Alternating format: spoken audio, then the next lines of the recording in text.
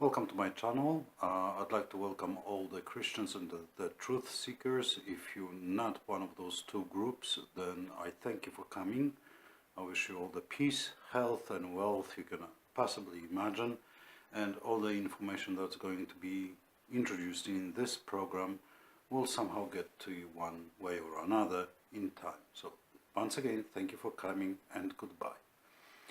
For Christians and truth seekers, glad to see you here. I hope you will stay here. We will discuss the most hidden secrets of faith, Christian faith, and I mean most secret and most difficult of all the secrets. So I hope that you're dressed in patience, you have a little bit of patience, because we are not going to do it on 8-second kind of YouTube popular movies that are going to entertain you. This is not to entertain you. So if you here to be entertained in any way, then you are confused. Have a look around you. There's no props, there's no fancy artwork, there's nothing there to entertain you. Okay? The only thing that will entertain you is your own mind and your own soul. You are, as a Christian, you are now in the temple, so you will have to understand the tithes. We will go into it a little bit more. You have all the account details. I hope, you don't have to do it straight away, but let's face it, the knowledge is from the Father, from the temple, and you will have to give a return to the temple. You will need to get yourself involved with the temple. There are 7 reifications of the Spirit, so any temple, any priest in any of those temples does not exist of its own accord. Yes, this is the focus, let's say, of my station, but this is only 1/7 of the station, so it's 1/7 of your tithes. But the problem is that you need to pay more in different areas, on different levels, and we will discuss it. Now, if you have ever been a Christian and you're a single mother with kids, if you're an orphan, stranger, or somebody who has been dejected by society, you are not required to pay any tithes. If you have serious financial problems, or you're one of the people that I've mentioned, 1 unit of your currency will not make a difference. But for those people who I've mentioned, these types of people who are not required to pay tithes, is that 1 unit of your currency will go a long, long way. And I will teach you about tithes and how to live with this, how to progress and grow with your tithes, because this is not just blindly giving something for nothing. So I'm giving you something, you're giving back, you're paying. Now think about it. What you're going to learn here is things like you will be able to rewrite all of the psychology, all of the theory of psychology, philosophy, sociology, I don't know, name it, political science, marketing, business management, whatever you want, it will be rewritten. However, let me give you a warning straight away. If you wish to pursue business, you are damning yourself. So if you open a business, I am most, happy to see this, but you have to be very careful, and I suggest, first of all, having a contact with me. If you pursue a business, then all the profit, all the income that you generate, 9/10 goes to the temple if you're not a Christian. I am going to talk about the consequences, okay, and the dangers a little bit more. So maybe before we start, let's do a quick test how Christian you are, how much Christianity is in you if you think yourself as a Christian.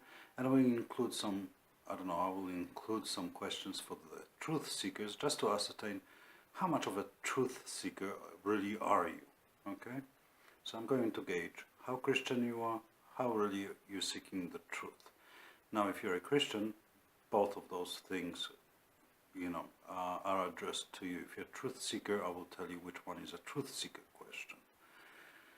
Now, all those movies are unscripted. It needs to come from the Spirit, and please forgive me, I'm kind of like, there's a process going on in my head, and there's another process over here, and I am anticipating a lot of responses, a lot of questions in a blinking of an eye. So I know how it's going to be difficult for you to assess certain things. So first of all, very important thing, patience, patience, patience, okay? You will also need these things. Exercise books, okay, just simple exercise book, empty. I might have a suggestion from, in the beginning that you might want to think about O-ring binders. It will, let you classify certain types of information and certain topics in order for you to find out how, well and sort of like have a follow-up to your exercises. You will be required also to do exercises. Practical exercises. See, the theory is nothing, right? You put the theory here, but the exercises need to be done in flesh, in soul, in mind, and whatever. You will have to follow the path. There's no other way about it. You need two exercise books. One you will mark A with the letter A, the other with the letter B, or Aleph, or Beth. I'm very inclined. Write it in Hebrew letters. Current letters are very good. Hebrew Aleph, and the other book Beth. Now what it is? It's simply, we're talking about the keys to earth and to heaven. One is symbolized by the rose, the other is symbolized by the lily. So Aleph represents rose, and Beth does not represent Lilith. Lily. Lilith has a bit of a job, I don't know, we're going to go that deep into that. But Beth is about the garden. So Beth is the garden, A is the rose. Rose controls the earth, controls all the things that are going on this planet with you, your psychology, your philosophy, way of thinking, okay, based on like physically ascertainable truths, okay, nothing else, nothing, spiritual. I wanted to remove the spiritual part from the secular part, and basically learn more about the secular part in all of this and become sharper, more intelligent, wiser in all the things that you do. The Beth is a bit of a spiritual journey because it includes both the rose and the lily. I'll tell you straight away, there are two roses, not one. So if you go to prophets such as Nostradamus, especially Nostradamus, you will notice 531, century 5, quartine 31, that it speaks of the rose. The truth of the matter is there are two roses, not just one. So let's start with the questions. So let's start with the quick test for you to see. For you, not for me. I don't get involved with this. Now remember that everything that you will hear here is actually based on this book. It's called Bible. It's here on my right at all times. It's Bibles. This is my favorite actually. This is this, right? So it's topical Bible because I find it easier. I'm not one of those sandal wearers. That means people who are throwing, Bible and biblical text at you, knowing exactly which, book it came from, which chapter, which verse. I don't remember Jesus saying that, I never remember Jesus referring. It's kind of like the word becomes the flesh or not. This is the purpose of this thing, for the word to become flesh. So this one is sort of chopped out. It's topical Bible. Unfortunately, one of the favorites, Jerusalem Bible has got lost. So, bit of a tragedy. To the questions. First question. At the final judgment, when you stand in front of the Father, what is the question that is going to be asked, where you will have to look at upon your own life, your life with your partner, your life with your family, your life with the society? How does that one question connect all your education, all your finances, all your work, all the things that you've done at work, all your purposes and stuff like that? How will it, what is that question that also will tie together your perceptions of reality? This is the first question. So get the Beth, you can actually write it down in the Beth, okay? Second question. And maybe I will do the correction because I think that we need to make certain corrections immediately. Jesus, I know it's used and abused, but it's actually a wrong name. His name was Yeshue. This is how his mother called him. This is how his, begotten father Joseph or Joseph called him here on earth. This is how he was called by his sister and by his brothers, by his disciples, Yeshua. So if you come up to Jerusalem 2,000 years ago and you would scream Jesus, Jesus, he would say, what, holy, God's horse? Who's that, right? He knows, Yeshua knows that you mean him, but it's kind of like, let's get a little bit, humble and show a little bit of respect. This is the name that was given, this is the name he was called, this is the name he would answer if you called him Yeshua, okay? He would say, if you say, my name is this and this, he would say, Yeshua Shme. That means, Yeshua, this is my name. Yeah? Yeshua, my name. So, Yeshua. Now, Yeshua had very direct and very specific purposes, and he has clearly demonstrated. This is question number 2. The New Testament has a clear, well-distinctive purpose. Okay, the depth of the faith. This is about the cornerstone which has been rejected. Yes, partially it is true. Yeshua has been rejected, so partially the cornerstone has been rejected. But the rejection of the cornerstone does not lie in rejection of just Yeshua, but the entire nature and the purpose and the mission that he had with humanity. So how are you doing with this mission, which has clearly indicated, has sorted it out, indexed, and just, put it in pictures for you, dotted it, dot. How have you connected the dots regarding the evolution, your evolution as a being, as a living being? You're supposed to evolve. Now, how well have you read this entire evolutionary cycle that he has introduced? What is the basis of the evolutionary cycle? How does that impact you as an intellectual being, with intellect, with brain, right? Your thoughts, your ideas. So I want you to describe all of this yourself.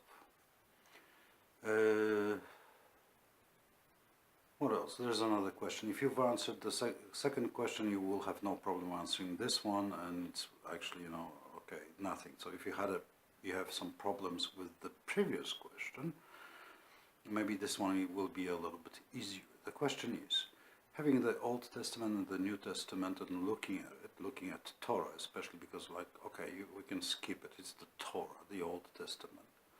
And you have the New Testament, okay, the Gospels. You will notice that there's a clear, undeniable difference in style, how it is introduced. It's kind of like Torah is a matrix within matrix, like a mathematical matrix, right? We have one full matrix, which is the Torah, then we have 5 books, so we can split this matrix into 5 different matrices, and there's a body, right? If you ever seen Torah, it's on one scroll, and it's all opened up, and it's got the bits and pieces into this, right? Which are kind of like little matrices floating all around. So Torah is so well engineered, so precise, right?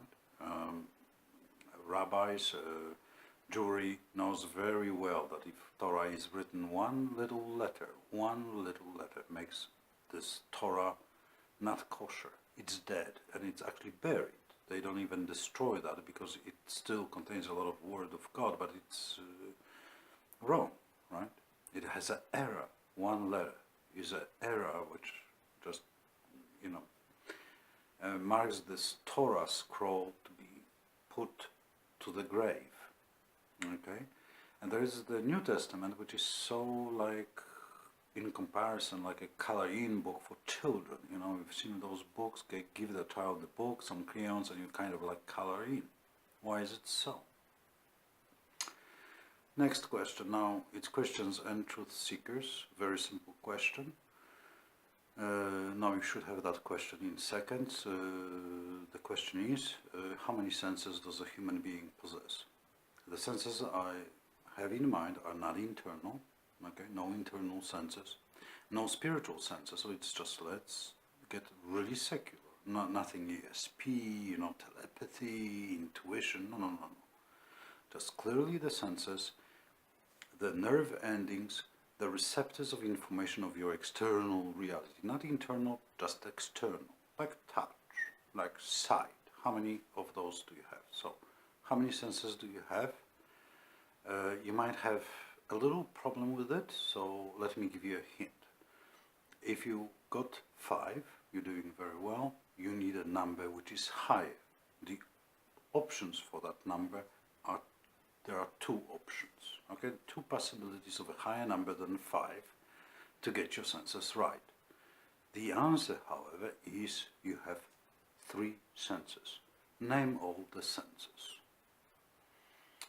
Next question, question number 5, I believe. This is for the truth seekers and Christians. It's to fair how well you're dealing with philosophy and philosophy of Bible and religious philosophy. What is the difference? We're actually going to discuss. As a matter of fact, we will rewrite all philosophy. We will rewrite all of psychology. So when I spoke about tithes, pay attention and all the information to pay attention to that. Very important stuff. Now, let's have a look, clear your mind, and the thing is, what is important is for you to approach it with a clear mind, new mind. Forget what you've known. This is very important aspect. This is practical aspect for you to work on, okay? And very important stuff is, a very important point is for you to forget what you've known about certain thing. Now, the object I'm going to show you is a deck of cards. Just a deck of normal playing cards, okay? I see jacks, 10, right? Queen of hearts, etc., etc. The question is, what is it? Alright? What is it? Now let me give you a hint. Actually, it's a religious tool. It has 3 systems and a 4th hidden system, 4 systems in all. So what I want you to do is I want you to separate it into those 4 systems. Where are they hiding and what are they hiding? Okay? Now the 4th hidden system is to do with the greatest, mystery of faith from the New Testament. This is what Yeshue has given us. And the greatest secrets of faith that we have, which is, you will evolve. You will evolve. To receive immortality, you need to evolve. Okay? So, what is it? Simple question. Now, so I hope you're getting yourself ready emotionally, spiritually, and whatever. If you couldn't answer the questions, never mind. I want you to sit and think about it. This is something that you should write in your exercise book. Beth, okay, whatever, make it different colors. Beth is the mishmash of,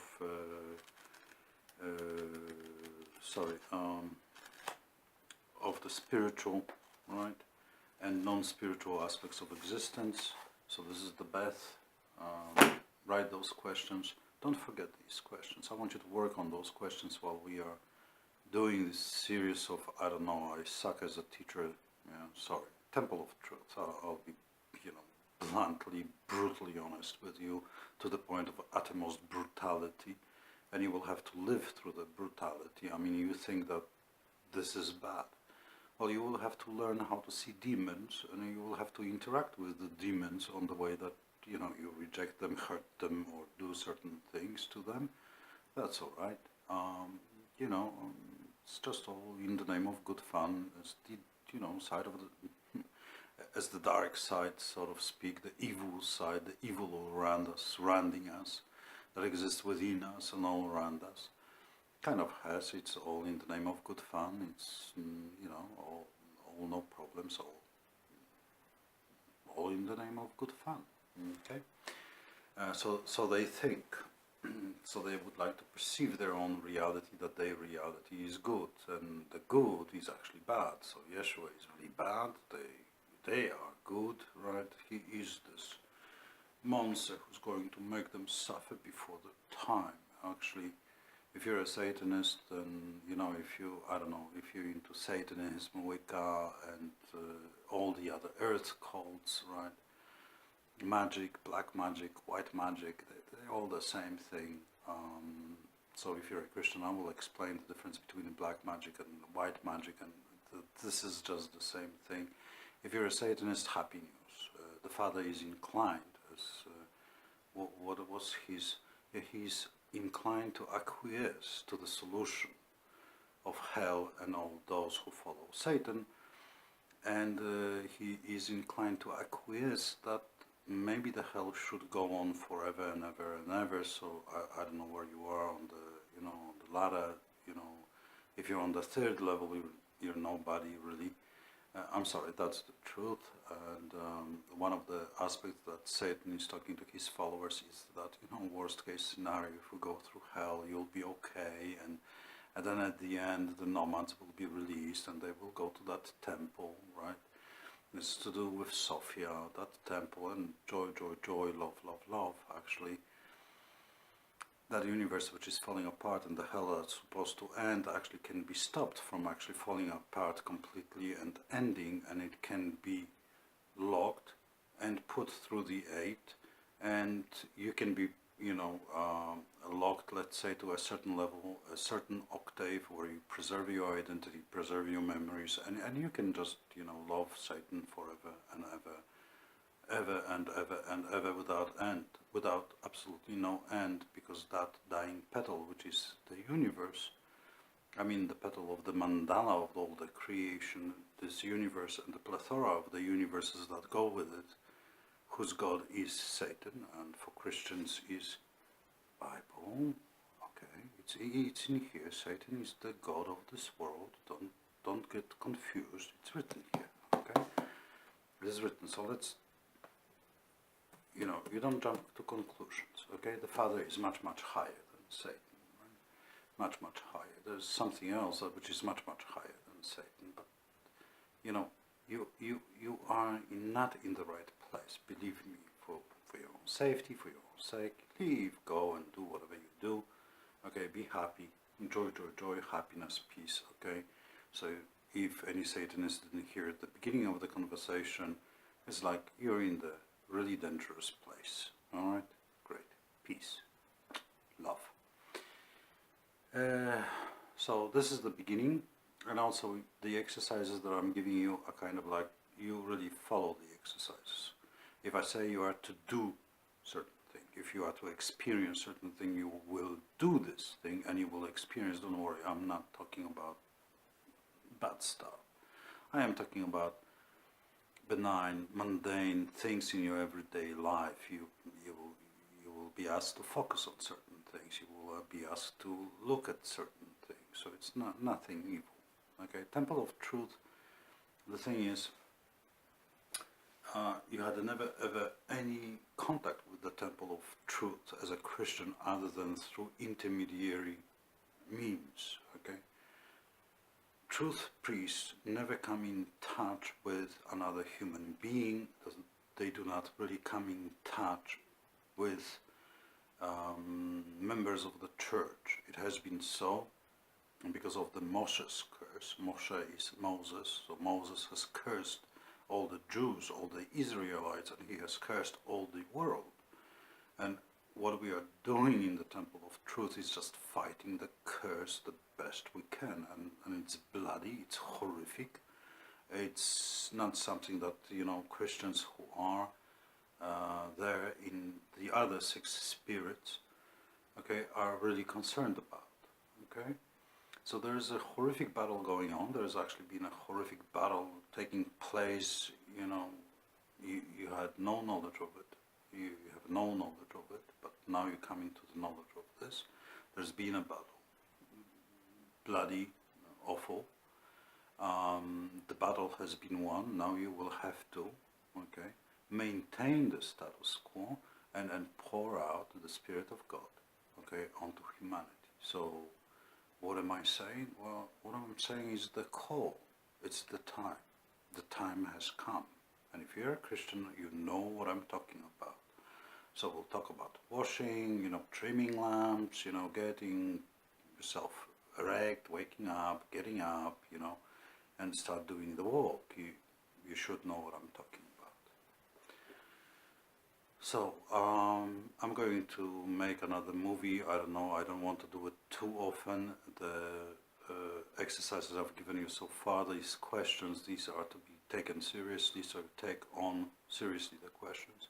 The first is, what is the Father? Father is going to ask you. He just needs to ask you one simple question that is going to cover everything: your childhood, your adult life, your maturity, your old age, your relationships with children, your relationships with your parents, with your friends, with the church, with the world, with the environment, with the animals, everything.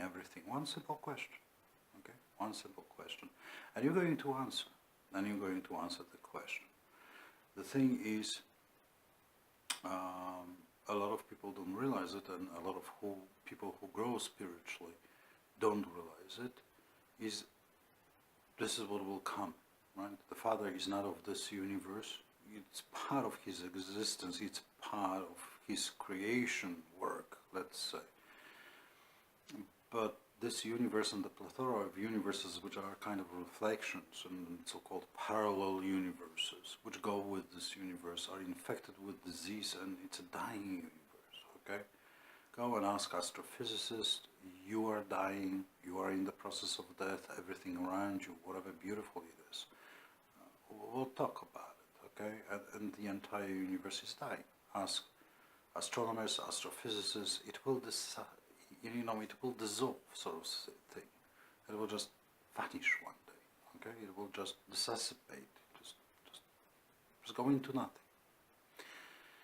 So what this contains is a word that comes from the place, oh my Lord, my Lord, my Lord, okay? It's a different place. This is not about the universe, and we will discuss where you are right now, what is happening. Now, I'm showing the Bible that I'm not, you're looking at my face, but you don't see it, so whenever I talk to you, I will knock, you hear it? Table, that's Bible. Now that what it means, you will have to look in the Bible and find yourself the verse that I'm talking about. So if I'm talking about something, instead of going, I really, not dislike, but the thing is, I am a little bit distant toward preachers and preachers and priests just going on the authority of the Bible, and they open the Bible and they go, to me they're librarians. Important thing, you should be a librarian. It's okay, I used to do that. I used to know, exactly, where it is, which book, which chapter, which verse, okay? Sometimes it's better, sometimes not as, I wasn't as successful, which is okay. It's a stage. It's kind of like getting your sandals on your feet, but guys, dudes, mates, whatever, you are going into a battle, right? I hope to have a holiday leave for a little time. I haven't had any holiday for a long time, so I am putting up the, holiday request upstairs over and over, and maybe, while you're witnessing it, or, Father, holiday request, okay? There's fighting going on, so you're going into the battle, all right? I'm sorry to inform you, but it is battle. So if you just have your sandals, okay, in a military situation, I'm leading you to the battle, and you coming up to the battle just in your sandals. You're stark naked, you have nothing else, you just got your sandals on. Well, it's good, I'm not saying, hey, it's good, right? But if you have a shield, then you can kill the enemy with the shield. You don't even realize, but you can hit it, you can break stuff. You've got your helmet on, well, okay, yeah, take it off and hit the enemy with the helmet, yeah, that's something. That will knock them unconscious, somebody else will come and finish the job. But if you go into the battle and you're stark naked, you have no sword, you have no shield, you have no helmet, you've got no breastplate, but you've got just your sandals on, please, let's be realistic. What are you going to do with these sandals? Are you going to take them off, standing in front of the enemy who's got a spear and just wants to spear you through, and you know, the arm to the teeth? What are you going to do? Slap them on the face with the sandal? I mean, come on, let's get real. Now the thing is, you do have a purpose in the church and you're welcome, but you have certain other things. You can run supplies, you can, you know, help with the librarian thing, you can leave the, you know, this is exactly where he's talking. This is in the Bible, because the word needs to become flesh. If the word does not become the flesh, it's useless to you. You are a erudite, you are a learned person, you are the worldly person who read a lot of books, you're extremely sophisticated, very nice, great, but we need much more, okay? And you need to recognize all those people who hide behind, you know, the worldly knowledge and the books and how much they've read. Well, how does that translate? All right? So, welcome. The next movie we will discuss in a little bit of, in more detail, the aims and, I don't know, maybe syllabus of this entire endeavor. So, final note, you do understand that you need 2 exercise books. Now, why? Because the attention span of a human being is so short, it's just unbelievable, and I don't want you to lose any truths, anything that you've come face to face in this world and in spiritual reality, for this to evaporate from your memory. So this is kind of like your diary, this is your exercise book, this is where you're going through your thoughts. Make notes. So if you be given a practical exercise to do and face something, this is like hot sheet, in a sense that you recording your experiences for yourself, because this is the world and what the world has done to you. Your memory doesn't work. You cannot retain the facts, the really tangible things which are so important to you. The movies, theater, music, the news, the morning shows, the talk shows, the current affairs shows. This is all messing with you in a certain way. It's okay, you can watch it, but you have to now learn how to ascertain certain information, how to accept certain information, how to, you know, focus on certain things and see how inadequate all that information is. If you don't do that, you will become a drone. You become what's in the New Testament, an animal. So you have flesh does, flesh begets flesh, so everything in flesh is flesh, everything in the spirit is the spirit. So you need to, you know, separate these two things seriously, hold it and control it and grow. Grow, as Yeshua said, you are to evolve. But this whole world around you is a bit of an impediment upon your evolutionary path. So, till next movie, peace of Christ be with you. I'll see you soon.